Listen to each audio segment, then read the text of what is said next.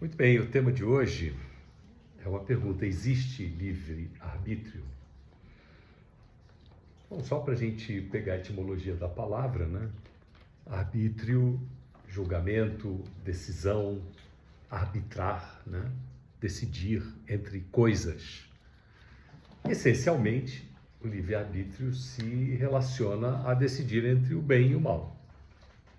Agora, o que é bem e o que é mal também é uma coisa que pode ser relativizada, né? Mas nós vamos olhar um pouco à luz dos ensinamentos Baha'is e principalmente à luz do que diz Abdu'l-Bahá sobre livre-arbítrio. Mas eu quero começar com uma imploração que Rumi, o famoso poeta persa, largamente conhecido, muitos dos seus escritos estão traduzidos em português, né? Ele pede a Deus para libertá-lo do livre-arbítrio. Ele diz: eu não quero isso. Porque ele diz que é um fardo que foi recusado por toda a existência, menos o ser humano. O ser humano é o único que aceitou isso. E ele diz: eu não quero, me livra dessa coisa. Porque ele diz: nem nos céus, nem os próprios anjos aceitaram o livre-arbítrio. Apenas o ser humano aceitou. E ele diz que eu sou um camelo ferido pela carga. Essa carga que é o livre-arbítrio me fere. Eu peço, né? Porque essa carga, o que acontece, por que ela me fere? Porque ora ela pende para um lado e ora ela pende para outro. Vocês já viram o camelo andando no deserto, né? A carga fica pendendo. E o livre-arbítrio, ora me leva para uma coisa, ora me leva para outra. E ele diz: tira isso das minhas costas, né? Essa carga, diz Rumi, está mal equilibrada. E ele prefere que seja jogado ele mesmo de um lado para outro, como uma bola de um joguete nas mãos de Deus, de você faça o que você quiser, mas não deixa eu ter que decidir. Eu não quero isso para mim. Bom, muitas coisas, diz Abdu'l-Bahá, estão sujeitas ao livre-arbítrio do ser humano, né? Por exemplo, a justiça ou a injustiça. É uma decisão nossa. Eu posso querer justiça e equidade, diz Abdu'l-Bahá, ou eu posso querer injustiça e tirania. É a decisão que cada pessoa pode tomar. Bem como o conjunto de ações boas ou um conjunto de ações más. Mas ele diz que há certas coisas que o homem não tem livre-arbítrio sobre elas, o ser humano, né? Quando eu me refiro ao homem, o ser humano não tem livre-arbítrio sobre elas. Como, por exemplo, o sono. Você pode tentar se segurar ao máximo e vai ter uma hora que você não consegue mais, você não tem o poder de decisão. Abdu'l-Bahá diz que você não tem o poder de decisão sobre a doença. Você não tem poder de decisão sobre o declínio do poder. Uma hora você tem poder, outra hora você não vai ter nenhum. Danos e infortúnios da vida, né? Nós não temos livre-arbítrio sobre eles. A conversa que eu e Dona Guide estávamos tendo antes de começarmos, falando em persa, era sobre danos e infortúnios da vida, né? A gente não tem controle sobre isso. Não há, o livre-arbítrio não nos concede a possibilidade de intervirmos nisso, né? Ou, finalmente, a morte. Se bem que hoje a coisa está um pouco mudada. Então, eutanásia e essas coisas estão em questão, tá? Mas isso é uma outra discussão. A morte, digamos, a morte natural, né? Eu não tenho como controlá-la. Então, essas coisas são independentes da vontade humana e elas são pré-determinadas, né? E o homem não é responsável, o ser humano não é responsável por esses eventos, né, que eu acabei de relatar, né? Mas ele é um agente livre da sua própria vontade, diz Abdu'l-Bahá, com relação aos atos e às suas palavras. Os seus atos e suas palavras, Abdu'l-Bahá diz, sim, fazem parte do nosso livre-arbítrio. E não é à toa que Rumi diz, me livra desse fardo. Porque se todos nós pudéssemos agir e falar de acordo com a vontade divina, nós não feriríamos ninguém, nós não provocaríamos mal a ninguém, nós simplesmente seríamos extremamente unidos. Mas qual é o mistério, então, de nos propor e conceder o livre-arbítrio, né? Esse livre-arbítrio, ele aparece imediatamente no nosso primeiro suspiro, porque o feto no ventre materno não tem livre-arbítrio. Ele está absolutamente sob controle, ainda que ele é um ser humano, já é um ser humano. Há 1 minuto de vir ao mundo, ele não tem livre-arbítrio. Botou o pé nesse mundo, ele já tem um certo grau de livre-arbítrio. Mas para que serve isso, então? De que serve o livre-arbítrio para a gente? A resposta a essa pergunta vai aparecer mais ao final. Tá? Então, por enquanto, nós vamos explorando esse pedido de Rumi, que é me livre do livre-arbítrio. Ó Deus, eu não quero livre-arbítrio. Eu prefiro estar sob seu comando. Abdu'l-Bahá diz que o homem, o ser humano, pode passar o seu tempo louvando a Deus. Ou pode ocupar-se com outros pensamentos. A decisão é nossa. Ainda que nós digamos que eu não consegui fazer tal coisa porque eu estava extremamente envolvida com outras coisas, é o teu livre-arbítrio. Abdu'l-Bahá diz que essa questão do livre-arbítrio, e eu acho que é uma metáfora muito interessante, é semelhante ao barco, à vela. A vela, o barco, né? Ele vai para a direita ou para a esquerda, dependendo do vento. A impulsão é o vento. Eu, se quiser ir muito para um lado e o vento estiver do lado totalmente oposto, né? Eu não sou especialista em vela, mas entendo que você não consegue ir contra o vento, né? Você pode inclinar a vela, inclinar o leme e fazer com que o vento te leve para um lugar muito próximo daquilo que você queria. Abdu'l-Bahá diz que o vento é o desígnio de Deus, mas o leme é o nosso livre-arbítrio. Então, há um desígnio divino que eu sou capaz de utilizar para minha impulsão, mas eu posso levar o barco para um lado ou para outro. A vela, o leme está nas minhas mãos. A decisão do leme está nas minhas mãos. Por isso que eu posso dizer que, ao virmos a esse mundo, Abdu'l-Bahá nos explica, nós estamos dotados dessa capacidade da impulsão da força divina. E essa força divina, pasmem, diz Abdu'l-Bahá, é o que nos leva para o bem ou para o mal. Porque ela é a força impulsora, mas o leme está na minha mão. Isso é uma coisa muito interessante.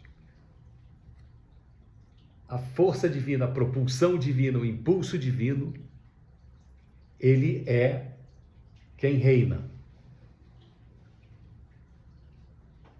E eu posso dizer que, em última instância, é essa força divina que me leva para o bem ou para o mal, porque depende da vela, depende do leme, desculpe. Tá? Então, o pedido de Rumi, na verdade, é um pedido inadequado. Porque o que o Criador pode dizer para Rumi, mas eu estou te dando a impulsão. Você conduz para um lado ou para o outro, você faz o camelo ficar o tempo todo assim ou assado, por uma decisão tua. Porque se eu deixar de te dar essa impulsão, você não vai para lugar nenhum. Abdu'l-Bahá diz que essa impulsão ela é necessária. E se ela deixar de existir, nós não existiremos. Mas essa impulsão é tão necessária que ela está sob o comando do leme. O vento sempre vai soprar. O vento sempre vai estar a nosso favor. O que eu faço com ele é que é o problema.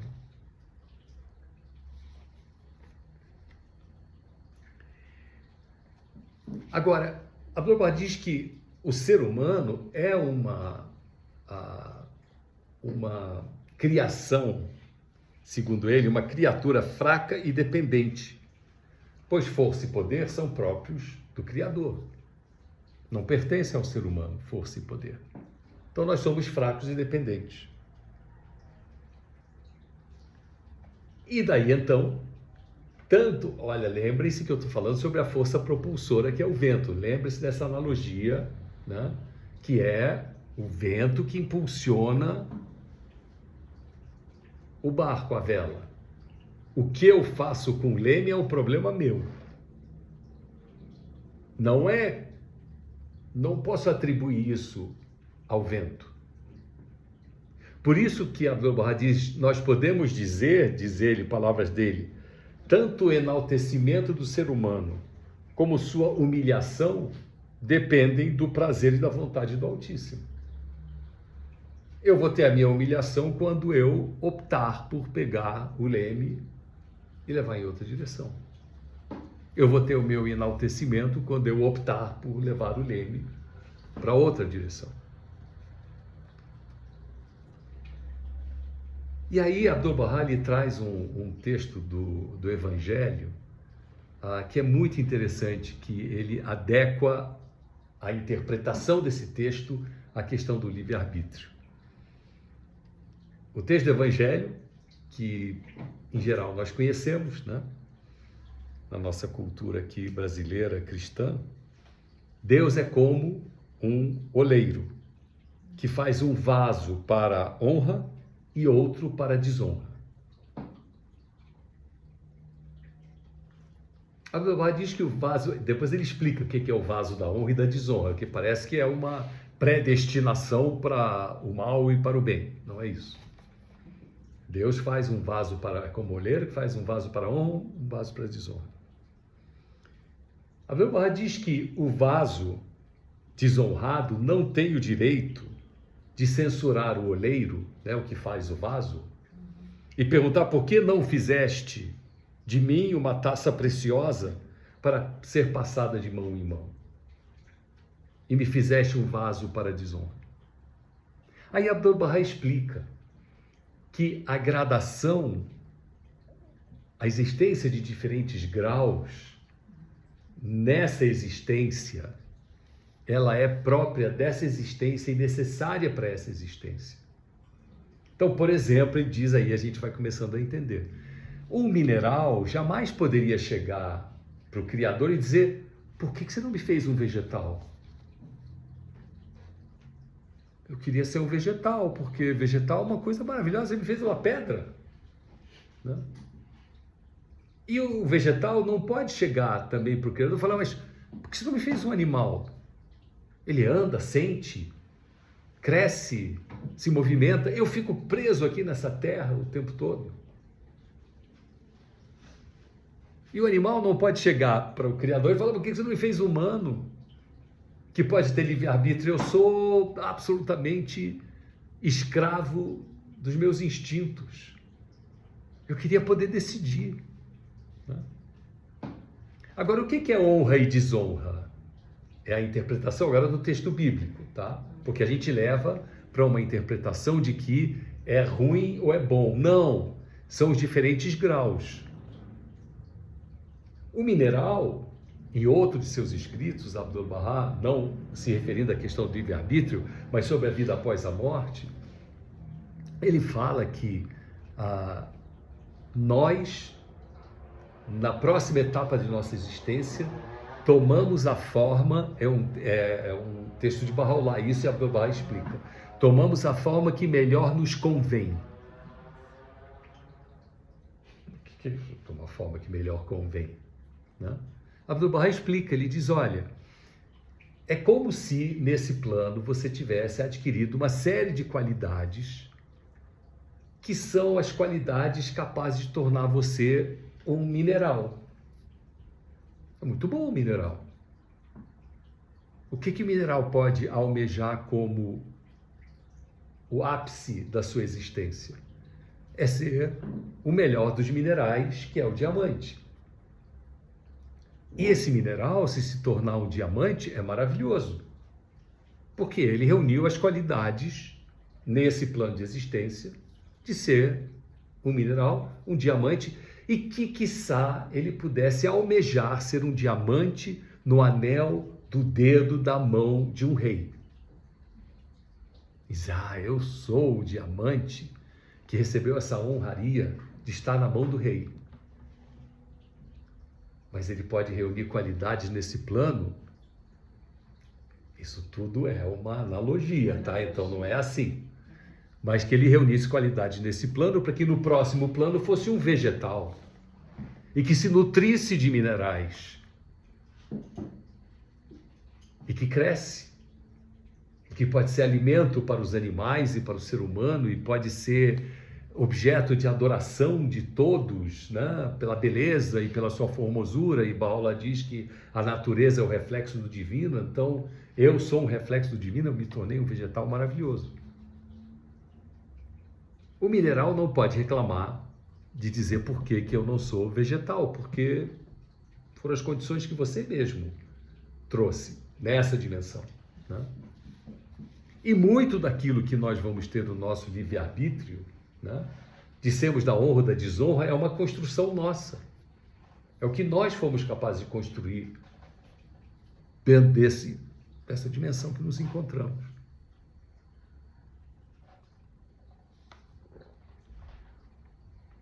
Então, Abdu'l-Bahá diz, quem está no grau inferior da existência, no plano mineral, não tem o direito de queixar-se dizendo, ó Deus, por que não me deixasse as perfeições do vegetal? Né? E ele vai falando, então, de todas essas gradações. E ele termina dizendo que o seu progresso, forçosamente, se limita ao seu próprio grau. Por isso os vasos são diferentes. E por isso a beleza da criação. Já pensou se a criação fosse todo mundo igual? Todo mundo da mesma cara? É quando Abdu'l-Bahá diz, veja a beleza do jardim. A beleza do jardim está no fato das flores serem diferentes, né? Então nós precisamos de diferenças. Nós precisamos de diferenças também na dimensão de o quanto nós utilizamos quem nós somos e como nós somos para o nosso próprio livre-arbítrio, né? Quero chegar no livre-arbítrio de novo. Então, o livre-arbítrio, ele vai depender do vaso que eu sou. Qual é o livre-arbítrio que um animal, um mamífero, por exemplo, tem comparado com uma árvore? Ele tem um livre-arbítrio muito maior, né? Mas a árvore tem um livre-arbítrio muito maior do que o mineral, porque ela pode se inclinar em direção da luz e se entortar para encontrar outros caminhos, né? De novo, tudo isso é só uma analogia, né? Então nós somos seres humanos diferentes. E nós utilizamos o nosso livre-arbítrio de forma diferente. Nós chegamos a resultados diferentes, né? E eu não posso jamais, então, julgar outra pessoa pelo caminho que ela escolheu, pelo caminho que ela foi capaz de trilhar. Eu não posso dizer que a sua escolha foi uma má escolha.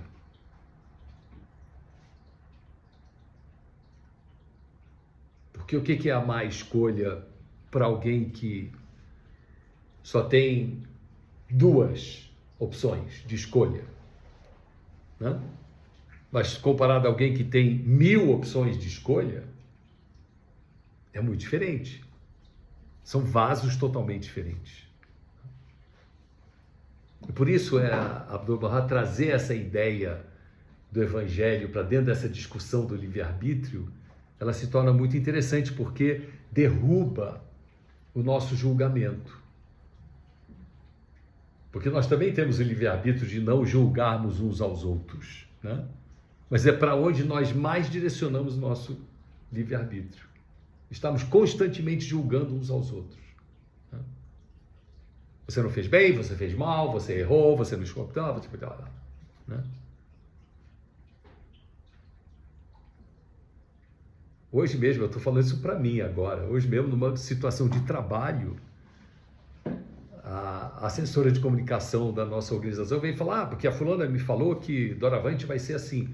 Eu falei, você está escolhendo ouvir o que ela falou desse jeito, porque ela não disse isso. Eu sei que ela não disse isso por 2 razões. Ela é uma mulher extremamente metódica naquilo que ela fala. E segundo, eu puxei a sardinha para o meu lado. Ela é virginiana. Virginianos normalmente não fazem esse tipo de erro primário. Esse erro primário de virginiano, você nunca pode atribuir ao virginiano um erro extremamente primário por falta de ligar lé com lé e cré com cré. Mas a opção de eu entender o que o outro está dizendo é minha.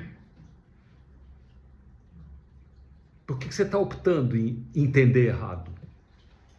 Você está optando em entender errado porque você está com preconceito, você está com uma série de coisas que são a construção sua, que está fazendo com que o fardo do camelo caia para o outro lado. E vai começar a ferir o camelo. Quem é o nosso maior desafio no livre-arbítrio, portanto? É o nosso ego. O ego é o nosso maior inimigo nessa guerra do fardo do camelo. Porque é o ego que joga para cá, para lá, de lá para cá, porque essa minha colega optou pelo ego dela de ouvir errado. Porque eu sei que não foi isso, porque eu tinha combinado o jogo com essa assessora e disse, olha, você vai falar para ela desse jeito. Como é que ela não falou isso? É porque eu optei por ouvir errado. Eu opto por ouvir errado quando eu cedo ao meu ego. Então, se a atividade ou a inação do homem, do ser humano, né, depende das graças divinas, a inação, sim, depende de como você usa o vento e para onde você leva o leme, né? Porque sem essas graças não há ação. Isso é um fato, né? Então, o tempo inteiro nós estamos recebendo a confirmação divina.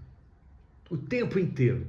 Não há, Abdu'l-Bahá diz em outros seus escritos, a possibilidade mínima de que o amor divino seja cortado de nós, nem que seja por um milésimo do milésimo, porque se o amor divino for cortado da criação, a criação desaparece. Porque tudo que nós somos e nós temos, desde do poder de atração atômica, desde da força da gravidade, de todas essas condicionantes que nos unem, elas dependem do amor divino, desse fluxo, desse vento, né? Essa brisa que sopra constantemente. Então, as nossas ações ou a nossa inação dependem das graças divinas. E como a graça divina ela é constante e incessante, né? E como a nossa existência é concedida por Deus, então nós precisamos aprender a trabalhar com o leme, que é o nosso ego. O ego nos leva para onde a gente deixar que ele nos leve.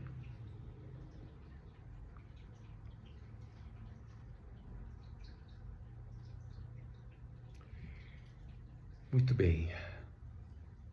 Então aí Abdu'l-Bahá traz um outro exemplo, né, que também é muito interessante para falar sobre livre-arbítrio. Ele diz que se um rei concedesse a um governador a autoridade para governar uma cidade ou uma região, né? E ele lhe indica os caminhos da justiça e da injustiça, tá? Segundo as leis e segundo tudo, o rei diz, olha, funciona assim, eu estou te dando autoridade, mas tem injustiça, veja.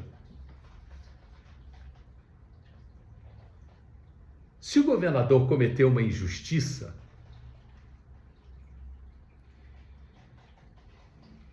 embora amparado pela autoridade do rei, o rei não tem nada a ver com a injustiça que o outro cometeu. Mas a injustiça foi cometida sob a autoridade que foi concedida pelo rei.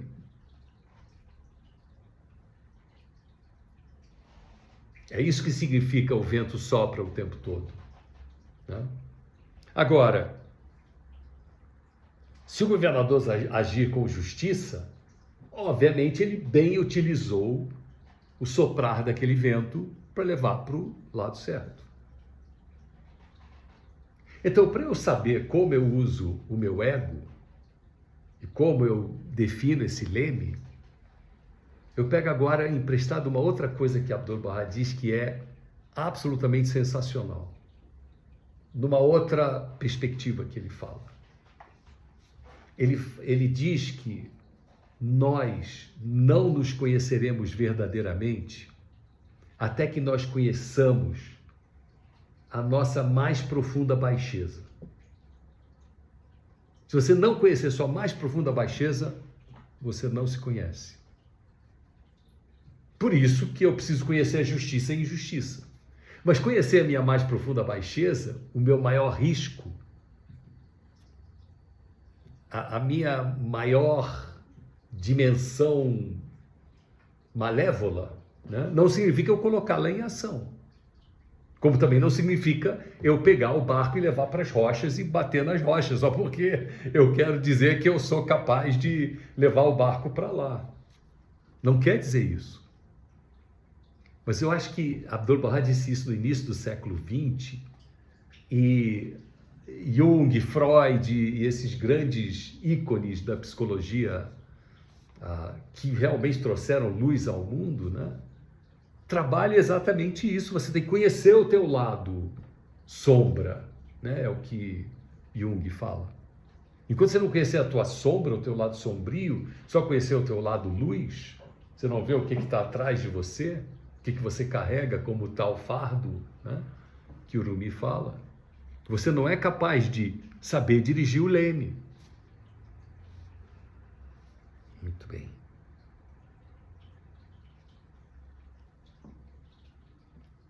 Então, a escolha entre levar... Eu até gostei agora dessa coisa que eu falei, viu? Modéstia à parte. Não está aqui em Abdu'l-Bahá, não. Levar o barco para um porto seguro ou lançá-lo sobre as rochas é uma decisão nossa. O vento pode nos levar para os dois lados. Como eu manejo esse leme é uma decisão minha. Agora, eu posso estar muito atraído por rochas e achar que vai ser uma experiência fantástica se chocar nas rochas. Assuma os riscos.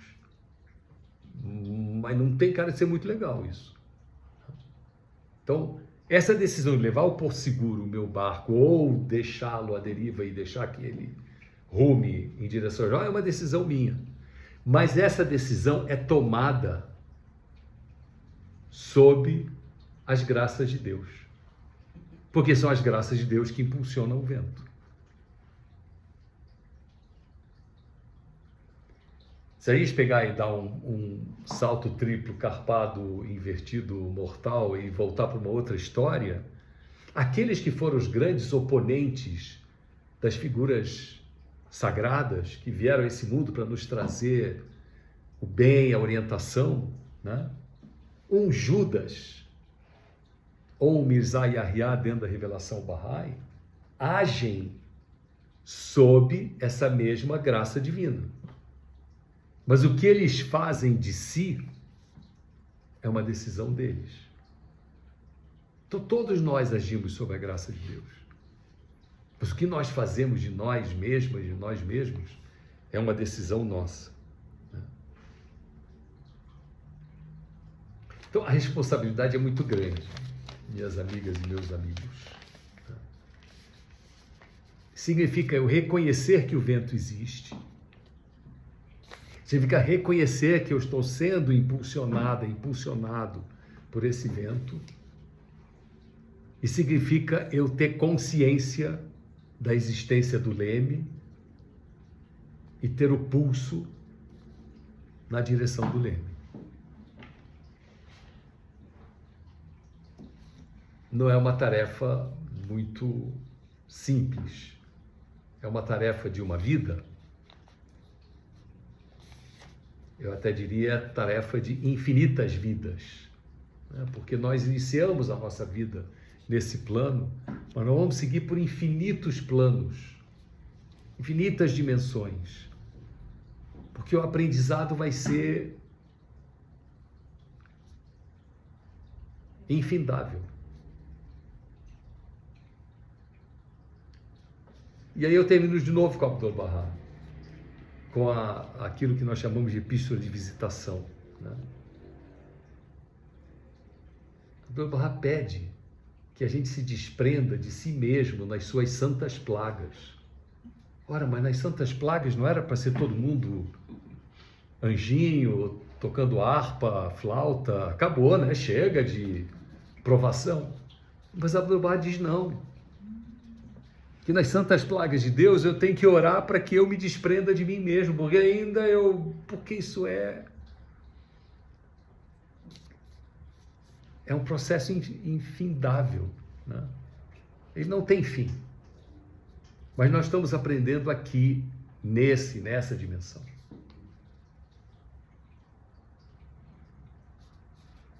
Eu fico falando que eu vou terminar, mas agora eu vou terminar mesmo. Mas eu lembrei agora de um outro texto, é atribuído a Abdu'l-Bahá, mas aparece como sendo de Abdu'l-Bahá, né? Que pergunta a Abdu'l-Bahá, muitos de vocês já devem ter lido, defina anjos. Né? Isso. E Abdu'l-Bahá fala, anjo era aquele que se calou quando queria falar. É aquele que continuou caminhando quando queria parar. É aquele, e ele vai continuando, sabe? Tudo aquilo que você dizia assim, chega, eu não quero mais. O anjo é aquele que persiste, muda a direção do leme, não deixa o ego vencer, né? Aí diz assim, a última frase, que é a que eu lembro melhor, foi assim, sempre foi assim, sempre será, é muito simples. Simples? Eu me calar quando eu queria falar, eu seguir quando eu queria parar, né? Mas esse é o segredo do domínio sobre si mesmo, né? E eu termino então dizendo, a razão da existência do livre-arbítrio é para que nós possamos experimentar a nossa capacidade de sermos capazes, a nossa capacidade de dominarmos a nós mesmos, de superarmos a nós mesmos, de fazermos com que tudo aquilo que poderia nos levar para um lado, por uma inércia, nós sejamos capazes de ter o controle. Se nós aprendemos a fazer isso nessa dimensão, eu acho que a gente vai ter muita, não vou dizer facilidade, mas muitas possibilidades de fazer com que o nosso caminho, nas próximas etapas de nossa existência, seja mais fluido, né? E é por isso que a gente precisa disso aqui.